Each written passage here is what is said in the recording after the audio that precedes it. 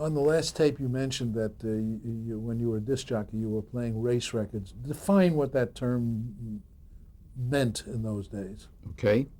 Um, there was a magazine called Cashbox that was the Bible of the jukebox industry.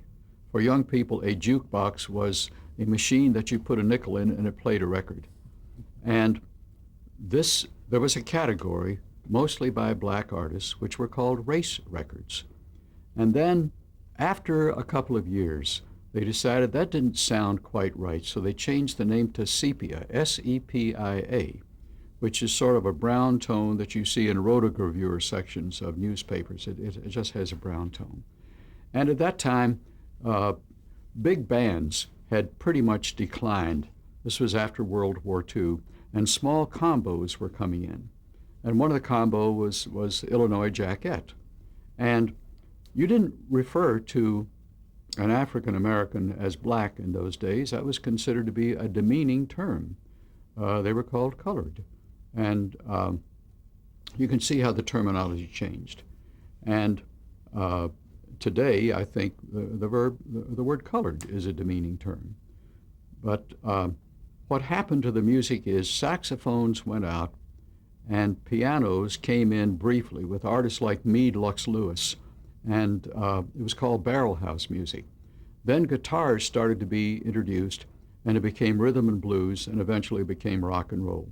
But isn't it interesting how not only the music changes, but how the terminology changes? Okay, jumping ahead to Chicago, you talked briefly about you're working there and meeting some of the giants, people who became the giants of television. You talked about Dave Garroway. What about Burr Tillstrom? Yes, Burr was an immensely creative person, and the whole cast of Kukla, Fran, and Ollie was Fran Allison, Burr Tillstrom, and Jack Fascinato played the piano. He became a big music director. Lou Gomovitz directed, and there was a fifth person, the producer, and I've lost his name at the moment, but it was a little family, and they could not have been nicer. And the whole program was shot on 2 cameras. The first camera panned down a card of the opening credits, then the cameraman sat down on his pedestal and watched the show, and the second cameraman shot the entire program on 1 camera with a Bach field zoom, which is about this long from the back of the studio.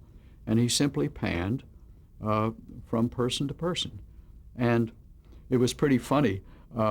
We did a puppet show here one time, and the boom man would pan the mic to the puppet when the puppet talked, and back to the ventriloquist when the ventriloquist talked, not realizing the ventriloquist was doing the whole thing. But these people were loving people. They were open people. They had no script. They had an idea of where they were going, and they just, you started, and it went. And Lou Gomovitz told me later that for directing a half-hour show on the NBC television network 5 nights a week, he made a big $275 a week.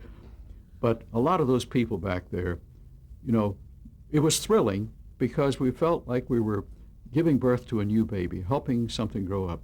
Charlie Andrews was a soap opera writer in Chicago, and he was very proud of himself. He was making a lot of money as a soap opera writer. And he went home to Wisconsin one weekend, and he took a portable typewriter with him, and he's writing his soap opera for Monday, and he heard his mother make a phone call to one of her friends, and she said, "Charles is home from Chicago. He types." That was it. That was his profession. He was a typist. And Charlie Andrews later came out here and produced Marineland specials, worked on the Judy Garland show. He worked with you, Mr. Denoff. So it's nice to keep running across these people time after time. But these folks were very creative. They realized this is not a technology business. This is a people business. And when you speak to people in the intimacy of their homes, half the time, they're sitting there in their bathrobes and slippers, having a little 7-Up and watching the show, and you can get right up close to them. Their defenses are down. And the advertising industry, this is another whole discussion. The advertising industry has made great studies on how you get past people's defenses, because all of us are bombarded by thousands of commercial messages a day on buses, billboards, radio, television. You can do it with humor, or you can do it just by being friendly and personable. And I think the McDonald's people have done it better than almost anyone, because they don't tell you it's grade A, beef, or the bread is good. They show you their place after the softball game, and the kids have won, and they're all hugging each other and having fun, and they're there with their parents, and it's togetherness. And that's all they say. And the next time you drive past a McDonald's, you've got this nice warm feeling in your heart, but you don't know why. And there's a real science in this. And I think the people in Chicago invented this, and I think they developed it. There was a soap opera there called Hawkins Falls in the Studebaker Theater. Joseph Galicchio and his orchestra were there. They had a big orchestra in Chicago. And the orchestra would be in Chicago, and the show would be in New York, and it worked fine. Just by two-way lines. Talk a bit about Studs Terkel. He was a big entertainer. Studs Terkel was a big entertainer, and he had a program in Chicago. I think George Shearing was in Chicago at that time. I didn't know Studs Terkel as well as I knew some of the others, but we would all sit and watch the rehearsals. Wayne King had a big orchestra and a show there. I remember going to Chez Paris, a local nightclub, to see some of these folks, and it was an alive town. There was a lot happening in those days, and I haven't been back for a long time. I don't know what's happening today, but all of these people were personable. They were willing to help you. They were willing to see the industry grow. They wanted to see the industry grow, and they wanted it to develop along human lines. Great. Let's go back. We were starting to talk about the Korean War. Yes. After the program in Chicago ended, the war came. Right. Well, I had the last day of the school. We were going to graduate that evening.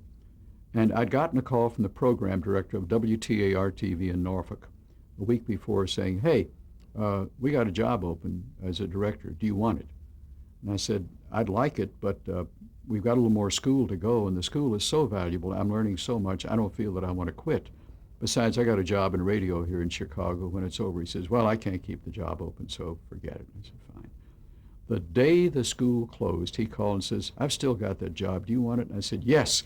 He says, when could you be here? I said, what time Monday morning do you want me? This was Friday afternoon. And he says, well, 9 o'clock, so fine. So I graduated from school that night. Much to my surprise, they gave me an award as being the outstanding student, and I got my $300 tuition back, which was marvelous. And I drove all weekend in my 1939 Mercury to get back to Richmond to pick up my wife, who'd stayed in Richmond and worked so I could afford to go to school in Chicago. And we went to Norfolk, and I went to work on Monday morning. And it was nice. I didn't say anything. And when Broadcasting Magazine came out that week, they discovered that I was the outstanding student. They came, wait a minute, you didn't tell us about this. I said, well, there hasn't been time. So they gave me a film jockey show right away. And what a film jockey show is, I mentioned a jukebox. And Jimmy Roosevelt decided that if a person would put a nickel in a jukebox to hear a record play, he'd put a quarter to see the performers. So he went out with a group and recorded on 16-millimeter film a bunch of bands, Peggy Lee, Nat King Cole, and so forth, the popular bands of the day. 2 cameras, 2 16s in front of the bandstand, one on a close-up, one on a wide shot, and cut back and forth. Well, that business didn't do very well.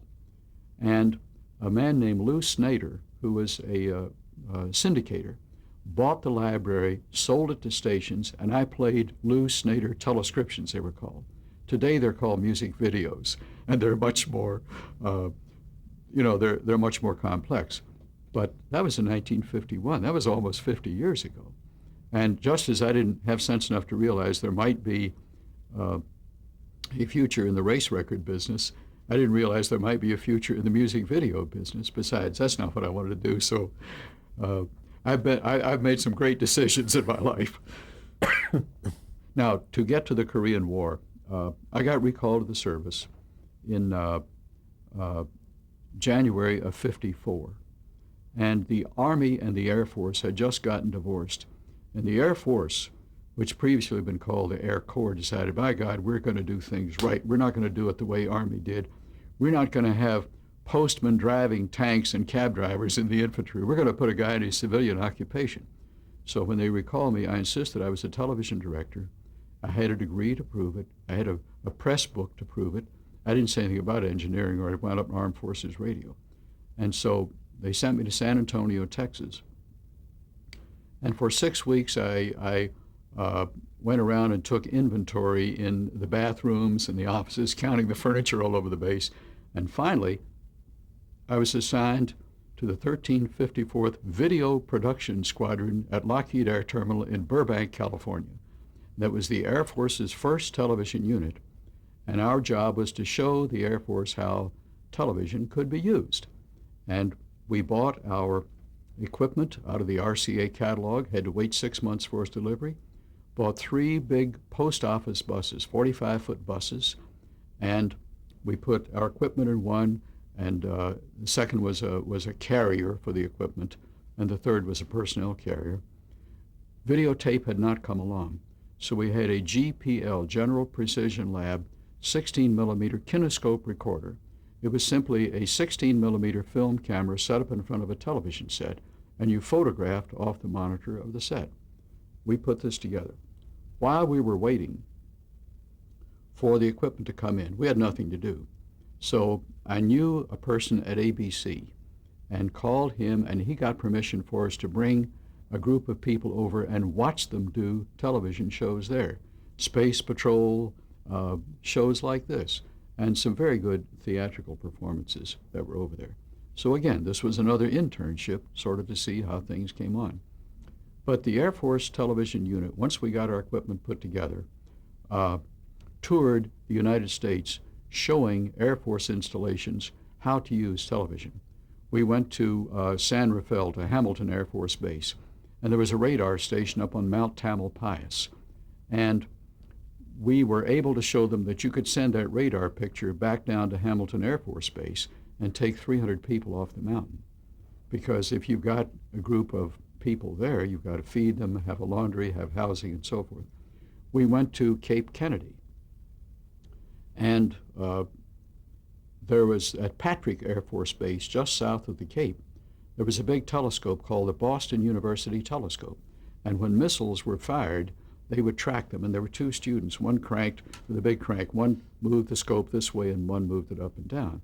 And we showed them how you could put a television camera on the scope and tie it to radar, and you didn't have to have those people tracking.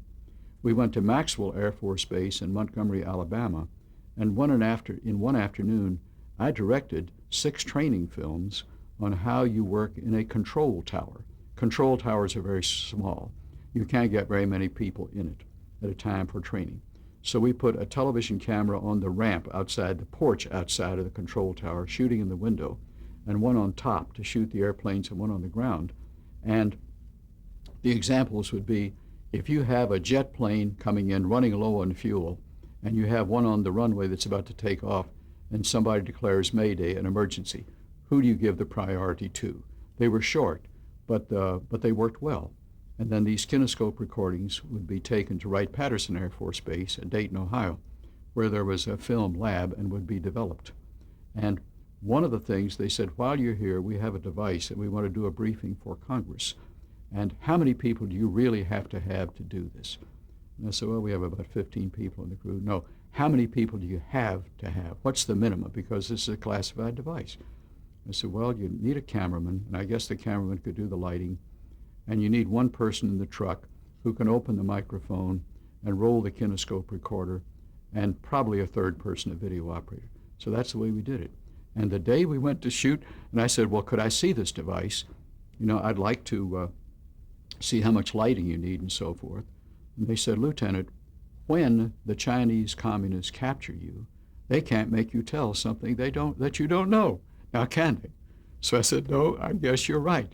This device was called the Fat Boy Bomb. I saw it in the encyclopedia 20 years after that. And when we shot this thing, we pulled our trucks up there, a platoon of air policemen were around the place, and a full bird colonel from Dayton, Ohio, with a pistol on his hip, stood by the recorder, took the film, and got on a private plane and went back, or an Air Force plane, a small plane, and took the film back to Wright-Patterson Air Force Base. And it was later shown to some congressmen. So that was Air Force. But it was interesting. It was fun. And I met a lot of people that I've known later.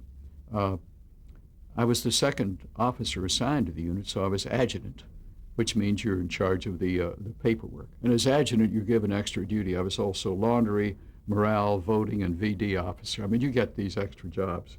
I got one here later, having something to do with our movie studio. But people would come in and tell me, about their careers, and they sort of padded their part a little bit. And these two fellows came in and said they'd been associate directors at NBC in New York, and they were ready to show us how to do television. So I decided that they were both kidding me, so I made them supply officers. One was Jack Shea, who's now president of the Directors Guild of America, and the other was John Furia, who at one point was chairman of the Writers Guild of America. So I showed them. The truth is they'd both been PAs, program assistants, and they were just padding their part a little bit. But Jack got a job as soon as we got out at NBC as a stage manager, and directed all of the Bob Hope Christmas shows and went all over the world. So they really did know what they were doing. And John Furia, wrote quite well. I think he's teaching at USC now. He's the chairman of the writing division of the cinema school. At USC? Yeah, he's my boss over there. Oh, well, that's good. But actually, Jack Shea, Pat Harrington Jr., and John Furia all were in the same class at Fordham together. That's good. That's good. But I thought I knew a couple of BS artists when I'd seen them, so I put them in the supply room. And I haven't lived that down yet. But they're lifelong friends. And there were a lot of good people. John Frankenheimer was in the 5th Photographic Group, and he used to come over to see how we did television. So you never know. Where'd you go after you were discharged? Tell us about that. While we were out here, I came over to CBS and applied for a job as an associate director because I was directing at that time. And they said, well, it's no good unless you're here in town. So when you got out of the Air Force, come by and see us. And I wrote them a letter from Florida and said, I'm being discharged in January. I'll be out in January. This is 54. So I got to town and walked in on the day they needed a stage manager. That didn't happen again for 3 years. But I said, I talked to a fellow about a job as an associate director. He said, well, we don't need any associate directors, but we're starting a Joe Stafford show, a 15-minute variety show, and we need a stage manager. Could you do that? And I said, yes, I could do that. And by the time they found out that I didn't know what a stage manager did, I did know what a stage manager did. But that's how it was just pure dumb luck. Or I have a statement that the Lord takes care of 3 kinds of people: drunks, mentally retarded, and people who do live television. And I've had a foot in all 3 camps at one time or the other. But I got a job, and I went to work knowing I was probably going to get laid off in the summer, which I did. But in those days, networks would buy 39 episodes of shows. And by the time June came along, you're through. So I was laid off for the summer. And then fortunately, I got rehired the following September. And I've been here in one capacity or another ever since. Tell us about where did you actually work when you got that job as a stage manager? Where was it? Right here. Right here, Yeah. meaning? Television City. Yeah. I was the assistant stage manager on My Friend Irma with Marie Wilson, and she was a real sweet person. She portrayed herself as a dumb blonde, and she was anything but dumb. She was one of the most hip people I've ever run across in my life, and she had a great sense of humor. And I did the Joe Stafford show. I was the assistant stage manager on Red Skelton show, which was an education in itself. And I learned from Skelton, you've got to have fun. Red had a lot of troubles in his life, including his son Richard, who died of leukemia. And Red says, no matter what happens to you, you've got to have some fun, and you can't take yourself too seriously. And we used to do elaborate tricks. Red was sort of a child, and if he came in and did jokes and nobody laughed, he'd lie down and just fake it the rest of the day. So we would do elaborate jokes, put-ons, to keep him amused. And one day we went all over the building and got all the newspapers we could find. And before he came out on the stage, we gave each member of the audience a sheet of newspaper and said, now put it down between your legs. And when he comes out and says, good evening, pick it up and start reading the paper. So Art Gilmore announced the show on the air, The Red Skelton Show, brought to you by Johnson's Wax. And David Rose and the orchestra played, and Red walked out on the stage with a straw hat and says, good evening. Everybody pulled a newspaper up. He looked and said, good night, and he was off the stage like a shot.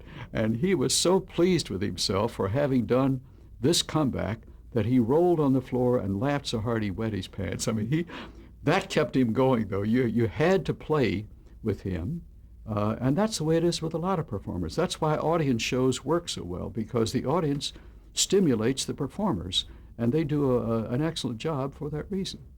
That's a long answer to a short question. Besides the shows, what was the structure of CBS, the upstairs at that time, as you remember it? Well, talk about who was there at that time.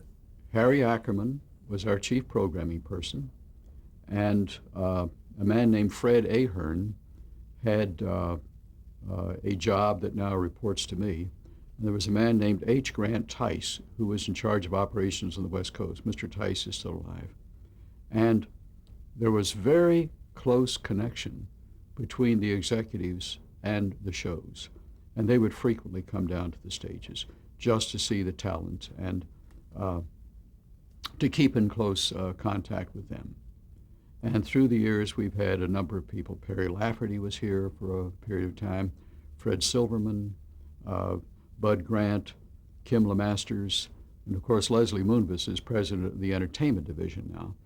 In those days, the entertainment division was headquartered in New York. And the sales, of course, were in New York. As it is now, I think the presidents of the entertainment divisions of all three networks are in Los Angeles. And the headquarters for labor relations for CBS has just moved to Los Angeles. And Leslie Moonves is president and CEO of CBS, and of course he's here in this building. So the center of gravity has sort of shifted west.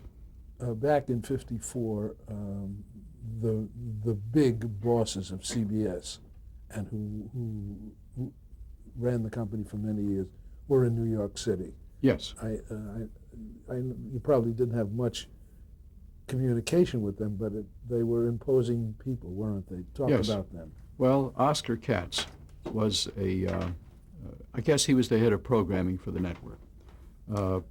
Mr. Paley, of course, was the man who started the company, I think, in 1926. And Mr. Paley was an art lover. And Mr. Paley also wanted things done right, absolutely right. He wanted to be the Tiffany network, and he set his standards. He hired Frank Stanton, and Stanton was the same way. And we liked that. We liked being asked to do our very finest. It kept us on our toes, and we enjoyed that. We enjoyed that reputation. Now, I came in contact with Mr. Paley several occasions at Affiliates Conference. An Affiliates Conference is a meeting once a year of the owners of the roughly 210 television stations that are affiliated with the network. And we get together with them and tell them the programs that are coming up for the coming year, or the high-ups do that. And there's also a great deal of business discussed, and they have an affiliates association. But Mr. Paley very strongly felt his obligation to the American people. And we existed. The FCC gave licenses based on the public interest, the public need, and convenience.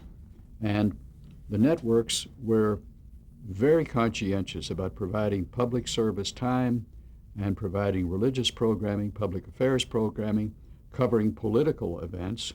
And they were aware that television was the greatest learning tool that had ever come down the highway.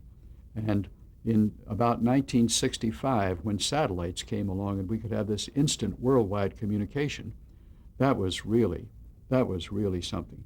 In 1965, I was the pool production supervisor on the first space shot controlled out of Houston. And NASA was just a little bit arrogant at that time. They had the world in the palm of their hand, and they didn't want to deal with 9 different people. So they said, set up a pool, a technical person and a business person and a film person. We'll deal with those 3 people. Well, I was the business person. And they had just opened the Space Center on Farm to Market 528 south of Houston on the way to Galveston. And Lyndon Johnson was president at that time. It's just a mere coincidence the Space Center wound up in Texas. But the people were very nice. But I got to deal with NASA. And then I had 4 radio networks, 3 television networks, the Voice of America, and a group of independent subscribers. I had 9 bosses. And this was the White and McDivitt space shot. And they were up 4 days. And we had coverage for the 24 hours. So I slept between 8 and 10 p.m. and 8 and 10 a.m. And the rest of the time I'm sending crews out to the 7 locations, to the astronauts' home, and mission control, the Space Center, and so forth, feeding the crews. And I had at least 4 different union contracts that had to be followed. But all the people were thrilled to be there, to be part of history. And there were no problems. And sometimes we had to do things that were against all the rules, but folks went along. For example, we didn't know, the spacewalk with White and McDivitt. When they came back, the film was brought to the center and developed, the Space Center. And I found out at 4 o'clock one morning, 7 o'clock, 6 o'clock New York time, that we were going to be given a copy of the film, but it was 6 frames per second, not 24 frames per second. So I went to the gentleman who was my honorable contact with NASA, and he said, well, you didn't plan right. You should have brought a 6-frame projector. I said, I never heard of a 6-frame projector. Everything is 24 frames. I said, however, ABC is here with a slow motion projector. And if you will feed us the stuff at 6 frames, we'll slow it down, until it comes out at the same rate. Well, no, I don't trust you bastards. I said, then give us the flipping projector. So he finally did, and it looked like a little Bell and Howell schoolroom projector. And we got this thing. Meanwhile, the networks in New York are screaming, where's the film? Where's the film? And we got this at a location that had an ABC crew, and we had a camera that looked just like this. It was the oldest, most beaten up black and white camera you've ever seen in your life. We projected this thing on a schoolhouse screen. To get it up to the right height, we put a chair on a table and set the projector on that. And as we rolled the film lost the loop. And the fellows who were union fellows say, stop it, get off us, get off us. So I did this and pulled the loop down, and it caught. Everybody looked at me like, you just did a bad thing. But nobody said anything because they realized that every interconnected station in the States had that picture at that time through the 3 networks. And later that afternoon, the film was in color, by the way. Later that afternoon, that we found out that the NBC station in Houston had a color telecine chain, and they took it in there and did something to make it come out at the right speed. That's a long answer to a short question. That's okay. We have that's the end of this reel. Okay. When he taps me, that means we have a minute left, and I'll tell you. Okay. Okay? I didn't